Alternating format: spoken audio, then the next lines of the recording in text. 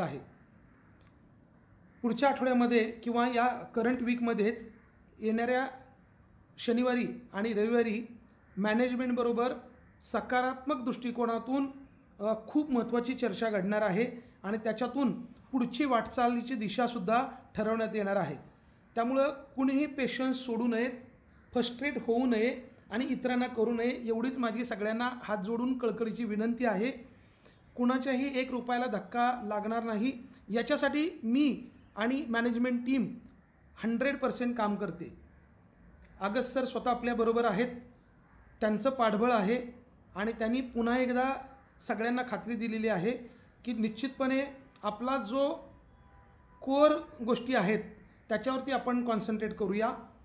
Trading आणि fund management याच्यामध्ये ते स्वतः आपल्याबरोबर आहेत आणि आपली सर्व फ्रँचायझी पार्टनर्स आणि सर्व सभासद यांना मी एकच सांगू इच्छितो की कुठल्याही प्रकारचं पॅनिक सिच्युएशनमध्ये तुम्ही स्वतः जाऊ नका आणि इतरांनाही करू नका. सध्याची वेळ कदाचित खराब आहे, पण निश्चितपणे आपण याच्यातून बाहेर पडू.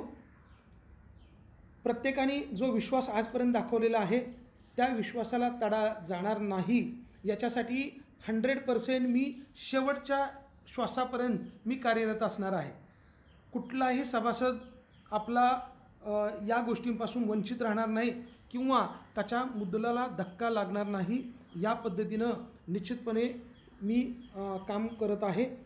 तुम्हा सगळ्यांकडून फक्त एकच विनंती आहे की सध्याच्या या परिस्थितीमध्ये तुम्ही साथ सोडू नका किंवा आपली संस्था किंवा मी स्वतः अडचणीत येईल अशा पद्धतीचं कुठलंही पाऊल उचलू नका. काही दिवस फक्त वाट बघा, निश्चितपणे तुम्हाला सकारात्मक बदल झालेला दिसेल.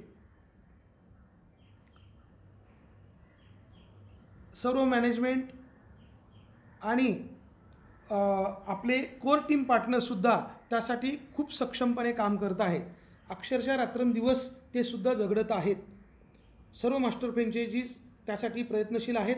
त्यामुळं आपल्या फ्रँचायझी पार्टनर्सनी देखील सिस्टमवरचा विश्वास तसूभरही ढळू न देता आपल्या सर्व क्लायंट्स आणि सभासदांपर्यंत फिजिकली पोहोचून त्यांना सध्याची परिस्थिती एक्सप्लेन करणं अपेक्षित आहे. कुठल्याही प्रकारे कुणाच्याही मुद्दलाला धक्का लागणार नाही. प्रॉफिटची भविष्यातली गॅरंटी ॲश्युरन्स मी देऊ शकत नाही, पण आपण आपली जी गाडी घसरलेली आहे ती ट्रॅकवरती आल्यानंतर तुम्हाला अपेक्षित असणारा प्रॉफिटसुद्धा निश्चितपणे प्रत्येकाला मिळवून देण्यासाठी आम्ही कटिबद्ध आहोत. त्याबद्दल तुम्ही निश्चिंत राहा.